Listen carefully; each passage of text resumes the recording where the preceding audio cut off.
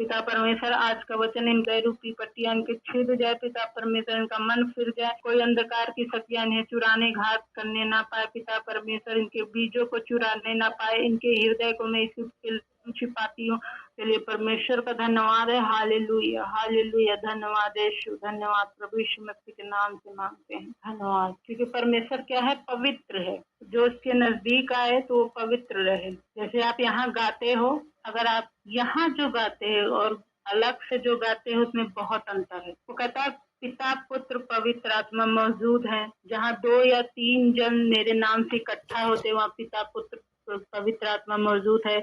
जहाँ कलेशिया इकट्ठी होती है वहाँ पिता पुत्र पवित्र आत्मा मौजूद है। और तो जो सेवा करने वाले हैं वो मेरे जो नजदीक आए तो मुझे क्या समझे, पवित्र जाने और अपने आप को पवित्र करें। बिना पवित्रता के परमेश्वर को कदाचित कोई ना देखेगा। इसीलिए मैंने स्टार्टिंग में नियुक्त किया था गाने वाले की कि 3 लोग गाएंगे, सिर्फ 3 ही लोग गाएंगे और लोग क्या होगा, सुनेंगे। इसका बहुत बड़ा कारण है, अगर मैं जो चीज बोल रही हूँ तो इसका मतलब मालूम है और खुदा का मन मालूम है क्यों कह रही हूँ। जैसे यूहन्ना 4 अध्याय उसका 23 वचन में, परंतु वह समय आता है वरन अब भी है जिसमें सच्चे भक्त पिता की आराधना आत्मा और सच्चाई से करेंगे, क्योंकि पिता अपने लिए ऐसे ही आराधकों को ढूंढता है। आप गाते हो परमेश्वर के कलेशिया में, आपको ठहराया गया है, आप आराधक हो। अगर वचन जो सुना रहा है समझा रहा है वो भी आराधक है, जो गवाही ले रहा है वो भी आराधक है, या जो परमेश्वर के जो काम बढ़ गया है उसमें साथ दे रहा है, सेवा कर रहा है, वो छोटा से बड़ा सेवा में हाथ बटा रहा है, वो भी क्या है? आराधक है। क्योंकि पिता अपने लिए ऐसे ही आराधकों को ढूंढता है। कैसे? जो रूह और सच्चाई से उसकी क्या करे? प्रस्तुति करे, आराधना करे। परमेश्वर आत्मा है, अवश्य है कि उसकी आराधना करने वाले आत्मा और सच्चाई से आराधना करे। ये अवश्य है कि उसकी जो आराधना करे, जो उसका आराधक है, 2 को 3 को नियुक्त किया, 4 को, यही सिर्फ गाएंगे और बाकी सुनेंगे। क्यों? जो नए नए आते हैं उनको गाने के लिए नहीं कहा जाता, इसलिए कि उनको नहीं मालूम है, वचन चीज नहीं मालूम, वो सेवा के लिए नहीं रखे गए हैं अभी। क्योंकि परमेश्वर की जो आराधना होती है रूह और सच्चाई से होती है। जिसको रखा गया है तो वो बहुत देर से सुन रहा है और वचनों को सुना है, समझा है, तो उसका अब कर्तव्य है कि परमेश्वर का जो सेवा कर रहे हैं वो पवित्रताई से करे, खराई से करे, सच्चाई से करे, रूह से करे। जो नया है वो नहीं गा सकता, उसको नहीं मालूम है, क्योंकि समझ के साथ, हाँ, रूह और सच्चाई से करे ना। सब गा रहे तो मैं भी सब, हमको क्यों नहीं गाने को मिल रहा है? नहीं, क्योंकि आप रूह और सच्चाई से आपको करना पड़ेगा। यहाँ सिर्फ हम गाना गाने के लिए नहीं आते, रूह और सच्चाई हमको मालूम होना चाहिए। आप जब जब वचनों को सुनते हो रूह और सच्चाई को ग्रहण करते हो कि ऐसे पहले बनो, ऐसे बनो, तब परमेश्वर की सेवा करो। आप जो अपने घर में प्रार्थना करते हो उसमें गाते हो, उसमें की गाना अलग है, परमेश्वर आपके मन को जानता है। यहाँ जब ढेर लोग इकट्ठा हुए हैं तो यहाँ स्पिरिट क्या होती है? ट्रांसफर होती है। आप जो गा रहे हो परमेश्वर में ये हूँ वो हूँ, और आप पीछे वो नहीं हो तो परमेश्वर स्थापित करता है, साथ देता है, कहता है मेरी जो आराधना करे रूह और सच्चाई से करे, क्योंकि उसकी जो सुनने वाली उसकी प्रजा है, पवित्र है। आप सब क्या है? उसके क्या हो? प्रजा हो। तो परमेश्वर ये नहीं चाहेगा कि मेरे बच्चों को गलत चीज दिया जाए। जैसे लय व्यवस्था 20 का 22-23 वचन, तुम मेरी सब विधि और मेरे सब नियमों को समझ के साथ मानना, जिससे यह ना हो कि जिस देश में मैं तुम्हें लिए जा रहा हूँ वह तुमको उगल दे। वो कहता है तुम मेरी सब विधियों को, जो वचन जो मुंह से निकलते हैं, नियमों को समझ के साथ मानना। समझ होनी चाहिए। अगर आप कह रहे हो मैं गाना चाहता हूँ यहाँ पर, हाँ, कलेसिया में ये करना, मुझे तो उठाया जाता था। मैं पहले सत्संग में जाती थी, बोलिए आप बहुत अच्छा बोल लेती है, आप क्यों नहीं बोलती हो? मेरे अंदर ये रहती, मैं अंदर से आवाजें नहीं आती थी, मैं कभी नहीं खड़ी होती थी। लोगों को दिख रहा होगा कि ये अच्छा से बोल लेती है, सिखा देती है, मैं पीछे ही बैठती थी। मैं अपने आप को क्या समझती थी कि नहीं, मैं पवित्र नहीं हूँ, मैं ये चीज नहीं हूँ। परमेश्वर की आराधना, परमेश्वर के लिए गाना, परमेश्वर के लिए वचन बोलना बहुत बड़ी बात है। गा देती थी कभी कदार, गवाही तो बहुत कम ही, और खड़ी तो बहुत, एक ही वो बार खड़ी होंगी बोलने के लिए। कभी नहीं बोला मैंने वचन, क्योंकि अंदर से आवाज नहीं, वो फर्क परमेश्वर की वचन बोलने के लिए इतना बड़ा ओहदा, वो भजन गाने के लिए, वो भी कलीसिया में। आज सब गाते हैं, सब गाते हैं, सब वचन बोलते हैं, सब गवाही। उनके पीठ पीछे की सच्चाई जान लोगे, अब हैरान हो जाओगे। वो वचनों को सुने हैं, समझे हैं, फिर भी उस पर नहीं चकते। ठीका लिए हो क्या परमेश्वर काम करने का? और भीड़ में जब जाएंगे गाने लगेंगे, जिस जाति के लोगों को मैं तुम्हारे आगे से, वो इसलिए भीड़ में गा देते कि मैं भी गाना जानता हूँ, मेरी भी राग अच्छी है। मैं उनके पीछे की सच्चाई देख लो, रूह और आत्मा की सच्चाई देख लो, वो है ही नहीं है थोड़ा से भी। तो परमेश्वर तो मन को जानता ही है। कहता जिस जाति के लोगों को मैं तुम्हारे आगे से निकालता हूँ, उनकी रीति रस्म पर ना चलना। क्या लिखा है? तुम मेरी सब विधियों और मेरे सब नियमों को समझ के साथ मानना, जिससे यह ना हो कि जिस देश में मैं तुम्हें लिए जा रहा हूँ वह तुमको उगल दे। जिस देश में परमेश्वर लिए जा रहा है, आपको परमेश्वर यहाँ बैठाया है, फालतू नहीं बैठाया है। वचन सुनाने के लिए, उसको मानने के लिए, अमल करने के लिए, उस जातियों से अलग करने के लिए आपको वचन सुनाया जाता है। ये चीज नहीं खाना, यहाँ नहीं जाना, मूर्ति पूजा नहीं करना, मंदिरों में नहीं जाना, हाँ प्रसादों को नहीं खाना, यहाँ नहीं जाना। ये चीज क्या विधि सुनाने के लिए बुलाया है, उन लोगों से सुना के अलग करने के लिए बुलाया है। समझ में आया ना? कि ऐसा तुम जब सुनोगे तभी तो अलग होगे। तुमको मैं इसीलिए सुना रहा हूँ ताकि तुमको उनसे अलग कर दूं, ताकि जिस देश में मैं तुम्हें लिए जा रहा हूँ, जिस देश में, एक देश है जहाँ न बीमारी है, न कंगाली है, न रोना है, न पीटना है, न कुछ है, बस खुशी ही खुशी है। स्वर्ग है उसका नाम, और यहीं से स्टार्ट होता है स्वर्ग, मरने के बाद नहीं स्टार्ट होता है। जैसे क्या आपके बच्चे आज एक्सीलेंट रिजल्ट को ला रहे हैं, स्वर्ग स्टार्ट हो गया है। तो उनकी विधि को क्या समझो, समझ के साथ मानना, इसीलिए अलग करता रहता है। हम ये स्टार्ट हो गया है कि आपके बच्चे एक्सीलेंट रिजल्ट को पाएंगे, वो अनवल ही रहेंगे, उनके देश में नाम होगा, आपके नाम अलग ही होगा। ये स्टार्ट हो जाता है, चिन्ह दिखाई देने लग जाता है। उस देश में लिए जाऊंगा जहां तुम टॉप लेवल पे खड़े होगे, जहां गोल्ड मेडल मिलेगा, जहां डायमंड मेडल मिलेगा। यही से स्टार्ट होता है तुम्हारा।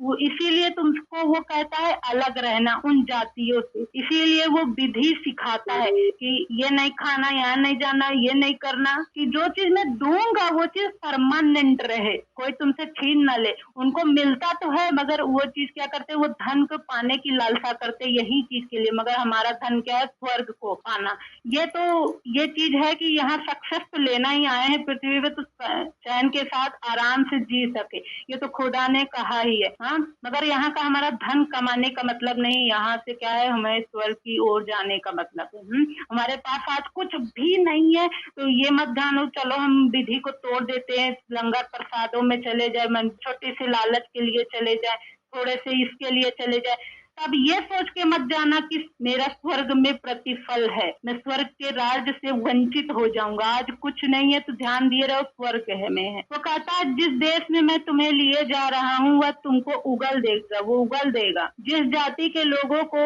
उस परीक्षा में आप फेल हो जाओगे। या लिखा जिस जाति के लोगों को मैं तुम्हारे आगे से निकालता हूँ उनकी रीति रस्म पर ना चलना। इसीलिए आपको वचन पहले ही सिखाया जाता है, समझाया जाता है, सुनाया जाता है। परमेश्वर ही देता है आपको ताकि आप उससे अलग रहो, ताकि आपके जीवन में जो दिया जाए वो बाकियों से अलग होगा, डिफरेंट होगा। वो जो संघर्ष कर रहे हैं पाने के, उनके ऊपर खुदा का फेवर नहीं है, जो वो आपको देगा कोई छीन नहीं सकेगा। इसीलिए तो हमें आज्ञा माननी बहुत जरूरी है पिता की, कि हमारे बेहतर के लिए ही कहता है। आज हम जिन मनुष्य की थोड़ा से आओ मेरे इंद्रिय न हो जाए, चलो चलते हैं, वहां कुछ धन ही मिल जाएगा, कुछ स्वागत हो जाएगा, शान शौकत मिल ही जाएगी, उस मनुष्य के खुश करने के चक्कर में आप परमेश्वर को नाराज कर देते हो, उस मनुष्य को आप नकार सकते हो। उस छोटे से पैसे के लालच के कारण आप परमेश्वर को छोड़ देते हो, इसी में आप परखे जाते हो। रोज थोड़ी परखे जाते हो, आप अभी भी वही वचन सुन रहे, आप वही भी चल रहे हो।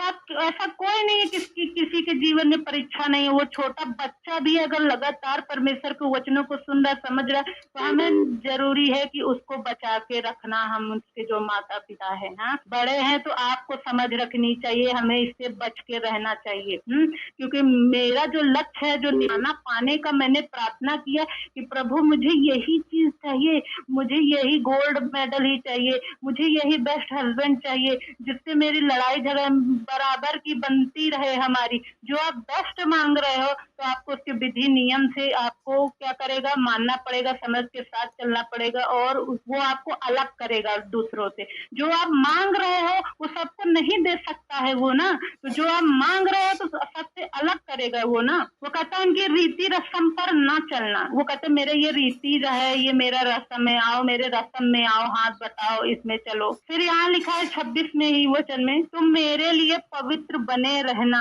आप किस लिए पवित्र है? आज देखते हो दुनिया में क्या करते हैं, मुझे छूना नहीं, मैं इस जाति का हूँ, मैं पवित्र हूँ, मैं इस जाति का हूँ, मुझे छूना नहीं, अरे मुझे इस बर्तन में खाना नहीं खाना, इसमें नहीं, मुझे नया बर्तन। ये पवित्रता की बात नहीं कर रहा है, इस जाति होती की बात नहीं कर रहा है। वो किस लिए पवित्र रहते हैं? हाँ, वो कहते हैं दूसरों को दिखाने के लिए कि मैं पवित्र हूँ, मैं इस जाति का हूँ, मुझे अलग से भोजन दीजिए, मुझे अलग सा औदा दीजिए। हाँ, वो पवित्रता की बात है। वो पवित्र किस लिए बनते हैं जानते हो? किस लिए बनते हैं? जल्दी से नहाते, मैं शुद्ध हूँ, हाँ मैं ये नहीं छूऊंगा। किस लिए पवित्र बनते हैं? ताकि दूसरों को नीचा कर सके। उनकी पवित्रता ही अलग ही है, उनकी पवित्रता ही दूसरों को नीचा दिखाती है, उनको अलग दिखाती है। मैं तुम्हारे बर्तन को छू नहीं सकता, तुम मुझे अलग है, तुम उनके खून मांस उसको भी खुदा ने बनाया है। इस पवित्रता की बात परमेश्वर नहीं कर रहा है। तुम मेरे इस खाने को छू लिया, अशुद्ध हो गया, मैं इस जाति का हूँ, दूर ही रहना। ये बात पवित्रता की नहीं। ये चीज तो उस मनुष्य का अनादर कर रही है ना, जो खुदा का ही बनाया हुआ है वो व्यक्ति। हाँ, वो तो खुदा का ही बनाया गया है। उसलिए पवित्र नहीं करना है कि किसी मनुष्य को लज्जित करना है, अनादर करना है कि ये व्यक्ति मुझसे दूर रहे, मेरा कपड़ा ना छुए, मेरा ये ना करे। हाँ, पवित्र किसके लिए बनना है? परमेश्वर के लिए। परमेश्वर ये नहीं कहता बर्तन मेरा ये करो ये। हाँ, परमेश्वर के लिए पवित्र बनो। इसलिए नहीं पवित्र बनना है किसी को लज्जित करना है, किसी को तुच्छ समझना है। वो कहता है क्या? तुम मेरे लिए पवित्र बने रहना। तुम व्यभिचार से दूर रहना, चोरी से दूर रहना, लालच से दूर रहना, सब चीजों से क्या रहना? पवित्र दूर रहना और पवित्र बने रहना। किस लिए बने रहना? परमेश्वर के लिए, क्योंकि मेरा परमेश्वर पवित्र है। क्योंकि मैं यहोवा स्वयं पवित्र हूँ। मैंने तुमको और देशों के लोगों से इसलिए अलग किया है कि तुम निरंतर मेरे ही बने रहो। इसीलिए वो वचन देता है विधि कि तुम उनके साथ बैठ नहीं सकते, उनके साथ वो जो डांस करते हैं, हंसी मजाक ठट्ठा करते हैं, भद्दे मजाक करते हैं, गंदे करते हैं,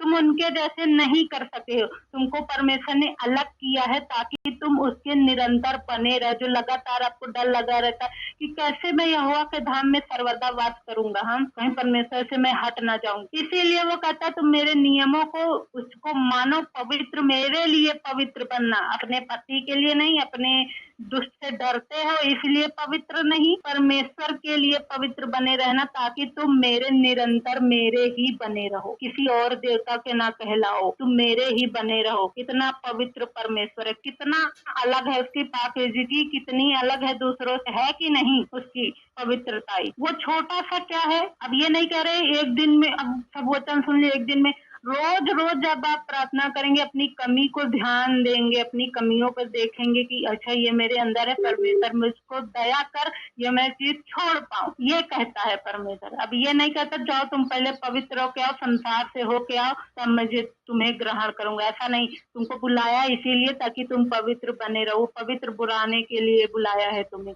वो ऐसा साबुन है, ऐसा निरमा है, कोई संसार धुल नहीं सकता है तुम्हारे दागों का। उसका लहू ऐसा है जो दागों को साफ करता है, उसका लहू ऐसा है जो तुम्हारे पापों को माफ करता है। वो तुम्हारे पुराने से पुराने दाग क्यों ना हो। विवरण 11:13 में, और यदि तुम मेरी आज्ञाओं को जो आज मैं तुम्हें सुनाता हूँ ध्यान से सुनकर अपने संपूर्ण मन सारे प्राण के साथ अपने परमेश्वर यहोवा से प्रेम रखो। कैसे प्रेम रखना है? संपूर्ण मन, सारे प्राण, संपूर्ण मन, पूरा मन से, आधा मन से नहीं, ताकि परमेश्वर जब आपको बरकत दे तो संपूर्ण दे, पूरा पूरा दे, थोड़ा बहुत न दे कि आपके ही जीवन में आप ही बचाए जाए, आपका बेटा नरक में जाए, ऐसा ना हो। वो संपूर्ण देता है कि तू बस तेरा घर आना बचाया जाए।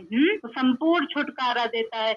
तुम्हारे अंदर बीमारी नहीं तो तुम्हारे परिवार में भी बीमारी नहीं आएगी। तुम बचाए गए हो, स्वर्ग के लिए जाओगे, टिकट हो गई है तो तुम्हारा परिवार भी होगा। समझ में आना? तो इसीलिए वो क्या कहता है, यदि तुम मेरी आज्ञाओं को जो आज मैं तुम्हें सुनाता हूँ, वो हमेशा कहता है, जब जब उसका वचन सुनो तो वो आज कहता है। जैसे आज आप सुन रहे तो इन वचनों को ध्यान से, यदि तुम मेरी आज्ञाओं को जो आज मैं तुम्हें सुनाता हूँ, ये मेरी आज्ञा थोड़ी है जो मैं कह रही हूँ आपसे, मैंने थोड़ी लिखा है, ये परमेश्वर कह रहा है। यदि तुम मेरी आज्ञाओं को जो आज मैं तुम्हें, मैं इतनी थोड़ी पवित्र हूँ कि मैं अपने से बना के लाई हूँ, आपको मनवा रही हूँ, वही पवित्र है, इसीलिए कह रहा है ये लोग मेरे नजदीक आए और अपने आप को पवित्र जाने। यदि तुम मेरी आज्ञा को जो आज मैं तुम्हें सुनाता हूँ ध्यान से सुनकर अपने संपूर्ण मन और सारे प्राण के साथ, उसमें सब कुछ मिला, आपका प्राण किसी और चीज में नहीं बसना चाहिए, वो लालच हो सकता है, चोरी हो सकता है, पैसा हो सकता है, सारे प्राण और संपूर्ण मन, कहीं और मन ना लगे, संपूर्ण मन से क्या हो, संपूर्ण मन सारे प्राण के साथ अपने परमेश्वर यहोवा से प्रेम रखो। ये परमेश्वर देखो, हम संपूर्ण मन से तेरी सेवा करते हैं, हाँ? अपने पैसों से तेरी सेवा करते हैं। कुछ स्त्रियां थी, यीशु मसीह की शिष्याएं थी, वो अपनी संपत्ति से यीशु मसीह की सेवा करती थी, अपने दशमांशों से परमेश्वर की क्या करती थी, सेवा करती थी। आप अपने पैसों से परमेश्वर की क्या कर रहे हो, सेवा कर रहे हो, हाँ?